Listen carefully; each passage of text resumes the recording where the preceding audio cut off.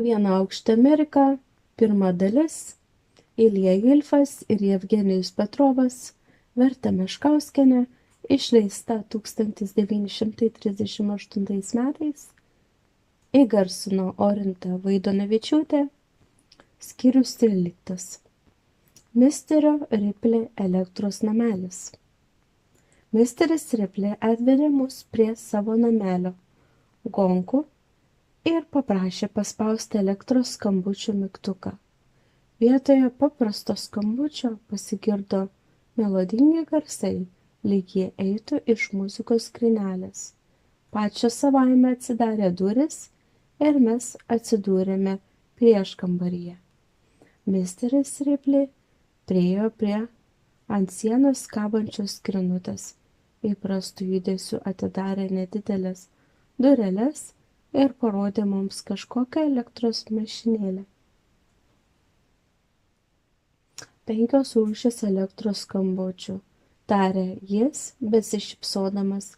Jeigu prie įėjimo skambina svečias, pasigirsta štai ši melodija, kurią jūs jau girdėjote.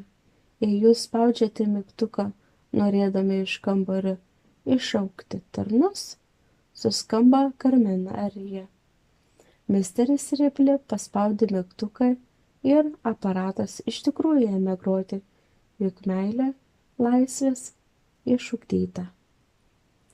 Pusryčių skambutis, Ilso universiteto maršas, o pietų skambutis kalėdinė anglų dainelė. Yra dar pavojaus signalas. Viso labo 5 elektros skambučių rūšys. Deja, mūsų firma dar neišrado signalo, kuris nustatytų, koks svečias skambina. Šeimininkui malonus ar nemalonus. Tai pasakęs, misteris Ripley nusijuokė, bet visa tai elektros kuriozas. O dabar prašyčiau jūs į mano kabinetą.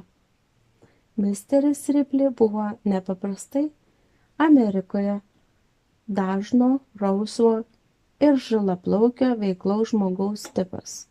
Toks tipas atsiranda išvykusių 40 ar 50 metų amerikiečių, turinčių gerokas pajamas, gerą apetitą ir didžiulį optimizmo atsargą. 40-aisiais savo amžiaus metais pasidaręs rausvas ir žilaplaukis, džentelmenas toks palieka lygi savo dienų galo ir jau niekaip negalima nustatyti, kiek jam metų - 50 ar 68. Atėjęs į kabinetą, misteris Ripley tuoj atsisėdo į minkštąją kėdę tarp rašomojo stalo ir lentynėlės su knygomis ir, uždėjęs kojas ant stalo, užsidegė cigaretę. Taip aš ilsiuosi po darbo, pastebėjo jis, leisdamas iš burnos dūmus. Jis rūkė skubiai, neužsitraukdamas, norėdamas tik kaip galima daugiau prileisti dūmų. Rūkyti ne taip kenksminga, pasakė jis, kaip alsuoti kambaryje susirinkusiais dūmais. Juk tiesa, kenksmingiausia sugadinta atmosfera.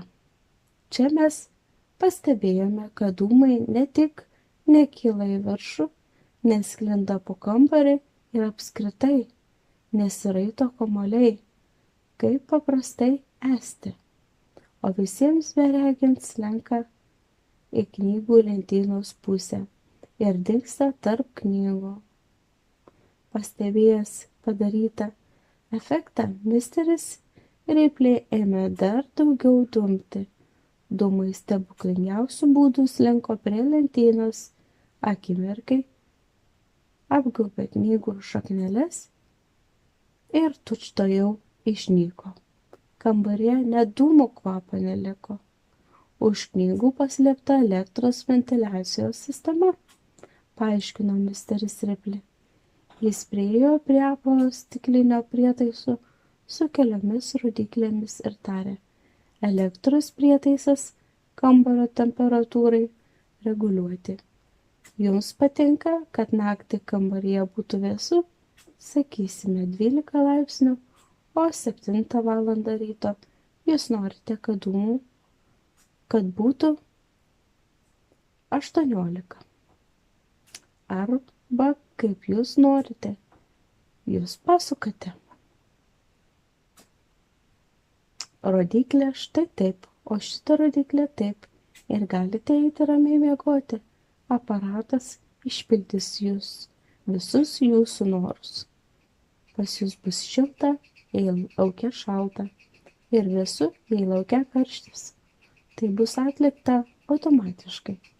Na čia kabineto visa kita smulkmenos. Štai šis lempos gaubtuvas skleidžia rašomąjį stalą patogią šviesą. Jei jį pakreipti, lempa švies lubas, kurios atmuš šviesą ir ją teiks visam kambariui.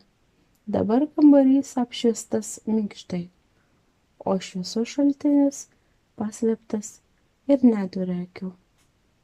Paskiau misteris Ripley nuėjo į valgomąjį. Čia buvo įvairūs elektros prietaisai, kurie nors ir nestebino savo naujumu, padaryti buvo puikiai. Indas kavai virti, mašinėlė duonai užkepti, virdulys su švilpuku ir keptuvė pagaminti tautiniam amerikiečių patiekalui – kiaušinienei su bekonu ir kumpiu. Visa tad buvo patys paskutinieji pavyzdžiai. Ant bufeto matyti kontrastui stovėjo senoviška spiritinė lemputė. Amerikiečiai myli vaizdžiai pademonstruoti technikos istoriją. Pas Fordą greta jo dabartinių įmonių yra muziejus, kur sustatyti senoviški automobiliai ir garvežiai. General Electric kieme kaip paminklas stovi viena pirmųjų elektros mašinų, o kabelių ceche greta varstoto, iš kurio nesustojamai slenka automatiškai apsitraukdamas sidabrinės švino plenelės šių dienų kabelis, stovi pirmas Edisono kabelis, aptrauktas griozdišku geležiniu vamzdeliu. Bet svarbiausia, savo lankytojams smūgį misteris Ripley suteikdavo virtuvėje. Čia stovėjo elektros krosnis, nuostabiai aiškaus grietinėlės baltumo. Apatinėje krosnės dalyje įtaisyta indams spinta, tarė misteris Ripley. Čia lėkštės visuomet esti šiltos ir prieš pietus jų nereikia specialiai pašildyti. Jūs norite virti pietus, sriubą ir kepsnį, jūs ruošiate mėsą ir daržoves, jas dedate į puodą, užpilate vandenį ir statote ant krosnės, paskui jūs paruošite mėsą kepsniui, dedate į uždarą karštą spintą. Paskiau jūs prieinate prie specialaus aparato iš dešinės krosnės pusės ir nukreipite rodyklę į sriubą, o kitą į kepsnį. Po šito galite eiti ramiai į darbą. Pietus nesukės, jei jūs grįšite tik net vakare, kai tik jie išverda. Šildymas automatiškai mažėja. Bus palaikoma tik neaukšta temperatūra, kad kol jūs grįžite, net šaltų pietus. Mano virtuvėje niekuomet nebūna garų, nes virš krosnės įrengtas elektros traukimas. Misteris Ripley greitai išsiėmė iš kišenės gabalėlį popieriaus ir jį uždegė. Dūmai ir suodžiai tuoj išnyko. Bet štai bėda. Po valgio paruošimo pasilieka daug kaulų, bulvių lubinų ir kito šlamšto. Misteris Ripley veide pasirodė kančia. bet jau po sekundės vėl pražydo optimistinė šypsena. Misteris Ripley priėjo prie šalia krosnies stovėjusio keturkampio metalinio bako ir pakėlė dangtį. Čia jūs galite mesti visokias atmatas, visokias šiukšles ir vėl uždengti. Uždengus dangtį įjungti srovę. Po keleto minučių bakas bus tuščias ir švarus, atmatos sumalamos ir nueina į kanalizaciją. Misteris Ripley greitai stvėrė sekmadienio laikraštį, sveriantį 5 svarus. Sunkiai jį suglamžė, numetė į baką, pasigirdo trumpas bruzdėjimas ir rusvasis džentelmenas iškilmingai pakėlė dangtį. Bakas buvo tuščias. Per 10 minučių misteris Ripley fokusininko vikrumo elektros pagalba išsprendė dar 2 didžiausias virtuvės problemas – atsargos saugojimą ir nešvarų indų plovimą. Jis parodė elektros spintą šaldytuvą, kuriam ne tik reikėjo ledo, bet priešingai jį gamino tikslių permatomų kubų pavidalu savotiškoje baltoje vonelėje, panašioje į fotografinę. Spintoje buvo skyriai mėsai, pienui, žuviai, kiaušiniams ir vaisiams. Vėliau buvo nuimtas dangtelis dar nuo vieno bako. Jame buvo daugybė įvairių lentynėlių, kartelių ir kabliukų. Čion jūs dedate nešvarius indus, šaukštus, lėkštes, puodus, paskiau uždengiate dangtį ir įjungiate srovę. Iš visų pusių indus muša srovės karšto vandens ir po keletą minučių jie švarūs. Dabar juos reikia iššluostyti. Ak, kaip sunku ir nemalonu šluostyti indus. Tiesa? Na ne, po plovimo vandens teikimas automatiškai sustabdomas ir vietoje jo iš savotiškų plyšių eina sausas, karštas oras. Dar keletas minučių ir jūsų indai, džentelmenai, švarūs ir sausi.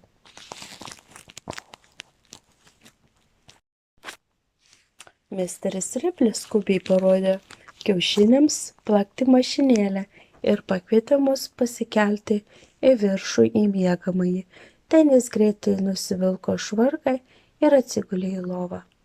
Įsivaizduokite, kad aš miegu.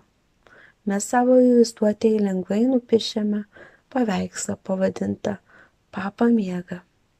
Bet štai jau rytas, reikia keltis.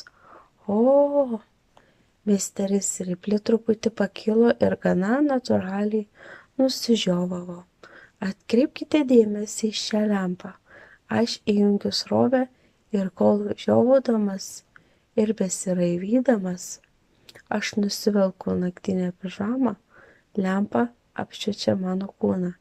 Ir tad nėra paprasta lempa. Tai dirbtina saulė, žmogų nudeginanti normaliai kaip tikra saulė. Aš turiu 10 minučių. Aš pakylu nuo lovos ir einu štai prie šito gimnastikos aparato. Čia aš įjungiu antrą kvarco lempą ir nesustodamas degti ir besismaginti prieš saulutę.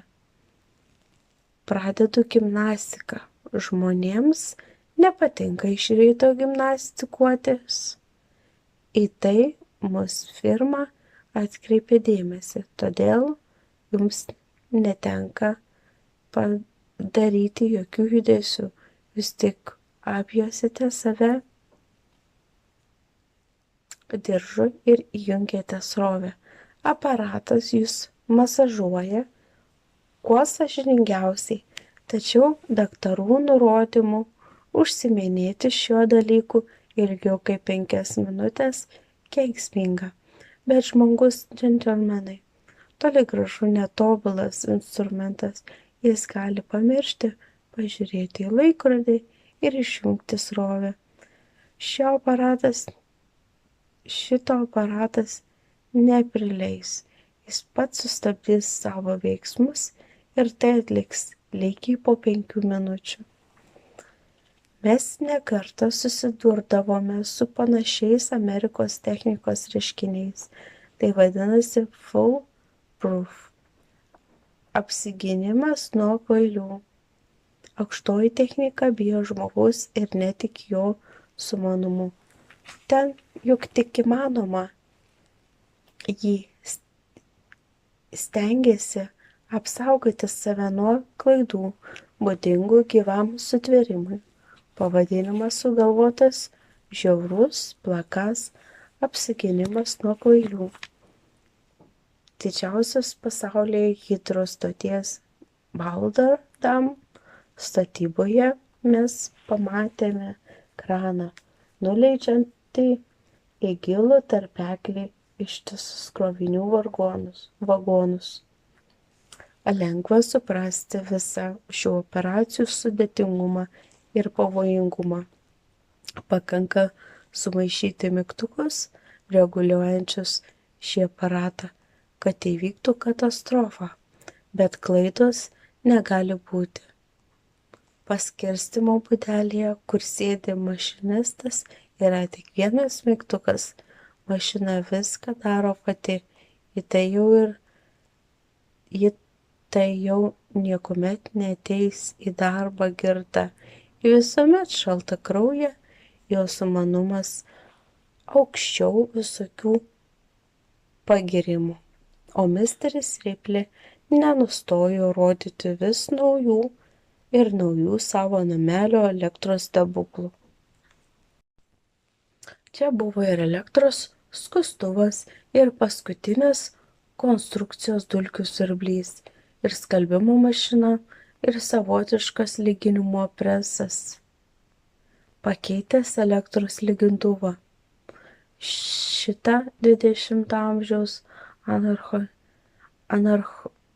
anachronizmą, kai iš po lygaus poliruoto stalo ištraukė elektros siuvimo mašiną, mes jau buvome nuvargę.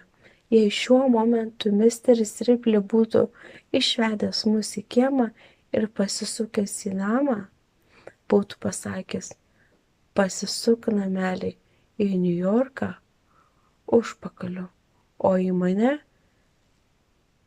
prieš akių, ir namelis lyg ta lūšnelė ant vištos kojų elektros pagalba išpildytų šį jo prašymą, mes nelabai būtume nustebę. Laikas pasakyti, kas tas misteris Ripley. Jis General Electric Company Publicity skyriaus vedėjas. Išvertus publicity reiškia reklama. Bet tai per daug paprastas paaiškinimas. Publicity daug platesnė sąvoka. Jie Amerikos gyvenime gali būti ne mažesni vaidmenį kaip pati technika. Pas mus Amerikos publicity susidarė nuomonė kaip apie garsius rėksnių šūkavimus, gausingus plakatus, apgaulingas premijas, žėrinčias ugninės iškabas ir taip toliau. Žinoma, Amerikoje yra ir tokios rūšies reklamų, vienok šią nepaliaujamą vartotojų kurtinimo priemonę vartoja tik papirosų, kramtomosios gumos, alkoholio ir gaivinančio Coca-Cola gėralų fabrikantai.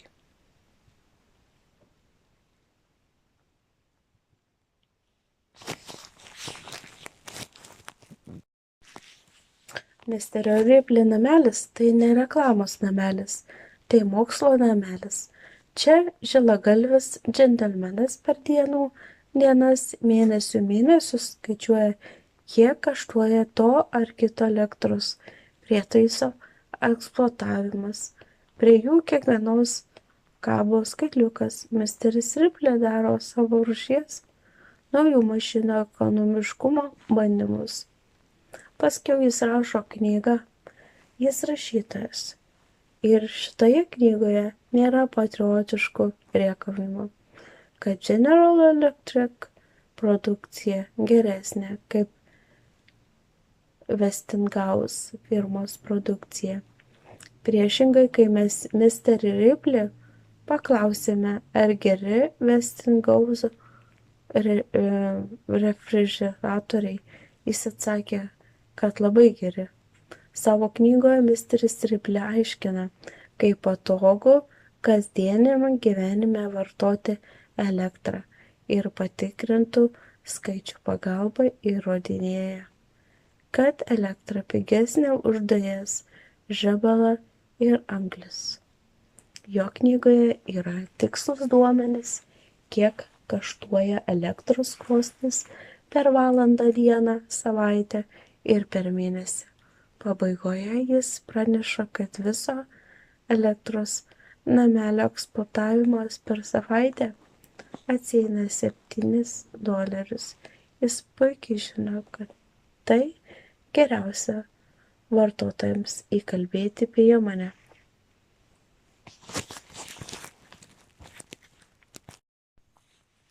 Dabartinė Amerikos technika nepalyginamai ir aukštesnė kaip Amerikos socialinė santvarka. Ir tuo metu, kai technika gamina ideališkų dalykų, lengvinančių gyvenimą, socialinė santvarka neduoda amerikiečiui užsidirbti pinigų šiems dalykams pirkti.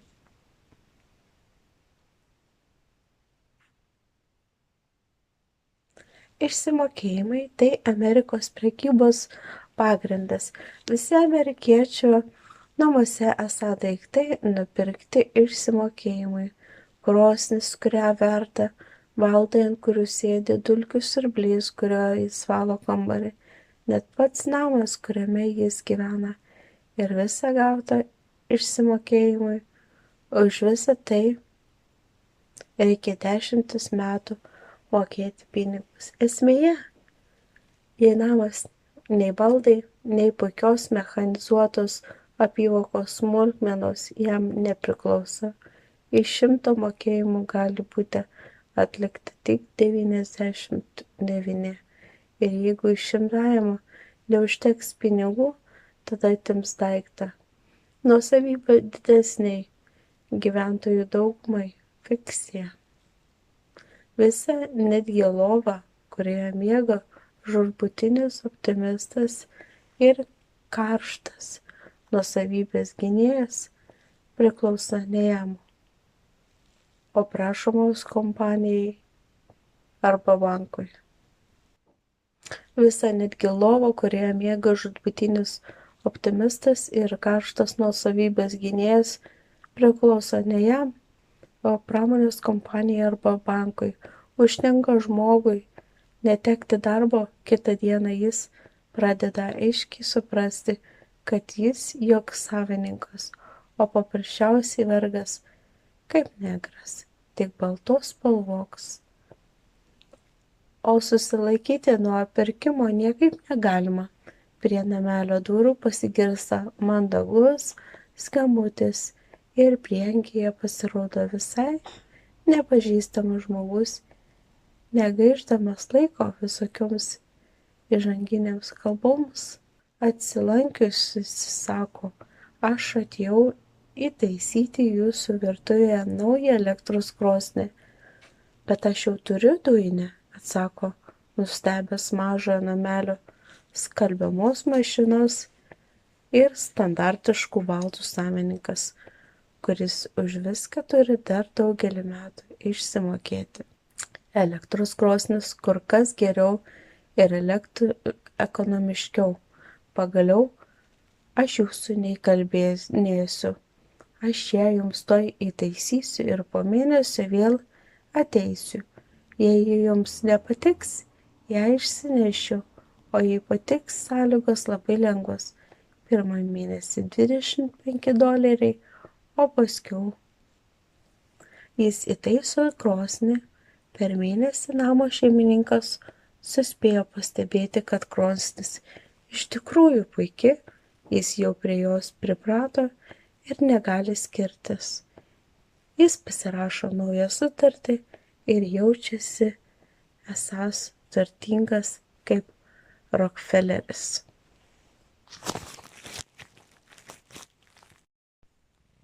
Sutiksite, jog tai tikriau už šviesų reklamą. Atrodytų vidutinio, kitaip sakant, turinčio darbo amerikiečio gyvenimą turi ateiti momentas, kai jis išsimoka visas savo skolas ir pasidaro tikras savininkas, bet tad netaip jau lengva. Jo automobilis suseno. Firma siūlo naują žavų modelį. Senąją mašiną firma paima už $100, o likusiems 5 teikiamos puikios lengvatos sąlygos. Pirmą mėnesį tiek tai $, o paskui laimingasis savininkas kažkaip nepastebimai netenka darbo. Amerikoje tai vadinasi netekti job. Ir jo naujas su 2 signalais elektros įžiebimo ir radio aparatų automobilis grįžta tikram savininkui, bankui davusiam išsimokėjimui. Ir štai bėda, juk parduoda ne kažkokį šlamštą, o tikrai puikius daiktus. Paskutiniaisiais metais Amerikoje masinio vartojimo produktų gamyba pasiekė aukščiausią laipsnį. Na ir kaip čia atsilaikyti ir nepirkti naujo dulkių siurblio, nors senasis dar geras ir gali dar 10 metų dirbti. Neseniai Niujorke ėmė praktikuoti naują reklamos būdą. Į vietito ir mėtyto niujorkiečio butą ateina žmogus ir sako: labas, aš virėjas, aš jums ir jūsų svečiams noriu išvirti gerus, maistingus savo produktų pietus. Pastebėjęs niujorkiečio veide šėtonišką šypsnį, atėjūnas skubiai priduria: tad jums nekaštuos nė vieno cento. Aš statau tik 2 sąlygas. Pietus turi virti mano atsineštose puoduose ir antra, pietų turi būti pakviesta ne mažiau kaip 7 damos. Paskirtą dieną su savo puodais ateina virėjas ir ruošia skanius pietus. Po kelio gale jis iškilmingai pasirodo valgomajame ir klausinėja, ar svečiai patenkinti pietumis, ir užsirašinėja dalyvavusių moterų adresus. Visos susižavėjusios pietumis, virėjas kukliai pareiškė, kad tokius pietus gali išvirti kiekviena moteris, jei tik ji panorės pasinaudoti savotiškais puodais. Visa draugija vyksta į virtuvę ir apžiūrinėja puodus. Juk kiekvienas kažkodėl perskiriamas į 3 dalis, jie turi kažkokį savotišką dugną, kuris neva padeda išsaugoti vitaminus. Vienok melo čia maža. Puodai iš tikrųjų puikus. Ir pirkimo sąlygos labai lengvos. Kitą dieną virėjas vaikščioja pagal adresus ir daro sutartis. Sužavėtos namų šeimininkės perka pilnus puodų komplektus. Vėl apyvarton eina išsimokėjimas. Puodai iš tikrųjų geresni už senuosius, bet gyventi nepasidarė lengviau, o sunkiau, nes padaugėjo skolų. Ne, Šviesų reklamos ir laikraščių skelbimai tai paruošiamoji klasė. Kiekvieneriais metais Amerikoje vyksta labai įdomus įvykiai. Statybinė kompanija, susijungusi su architektorių bendrovė ir elektros firma, stato namą. Tai kažkas panašaus į misterio Ripley namelį. Tik ten vienoj vietoj elektros naujovių visa yra naujovės. Ir architektūra, ir statybinė medžiaga, ir baltai, ir kiemelis.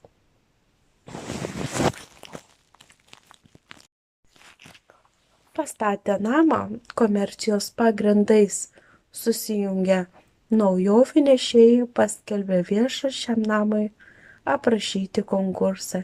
Geriausiai aprašęs autorius kaip premiją gauna tą patį namą, kurį taip gražiai aprašė.